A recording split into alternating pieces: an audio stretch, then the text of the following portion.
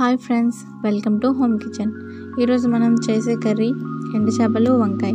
ముందుగా మనం 2 టేబుల్ స్పూన్ల ఆయిల్ వేసుకొని మనం కడిగి పెట్టుకున్న ఎండు చేపలు అందులో ఫ్రై చేసుకోవాలి. ఫ్రై చేసుకున్న తర్వాత ఒక ప్లేట్లో తీసి పక్కన పెట్టి ఆయిల్లోనే పచ్చిమిరపకాయలు, ఉల్లిపాయలు వేసి బాగా ఫ్రై చేయాలి. అవి బాగా ఫ్రై అయిన తర్వాత వంకాయలు వేసుకొని మనం బాగా ఫ్రై చేసుకోవాలి. అవి కొంచెం ఫ్రై అయిన తర్వాత 2 టమాటోస్ కట్ చేసుకొని అందులో వేసుకొని మూత పెట్టుకోవాలి.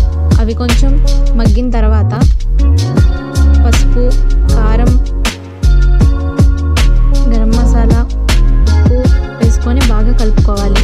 అవి కొంచెం బాగా ఫ్రై అయిన తర్వాత మనకు కావాల్సినంత వాటర్ వేసుకొని అవి కొంచెం బాగా ఉడికిన తర్వాత మనం ముందుగా ఫ్రై చేసి పెట్టుకున్న ఎండు చేపలు అందులో వేయాలి.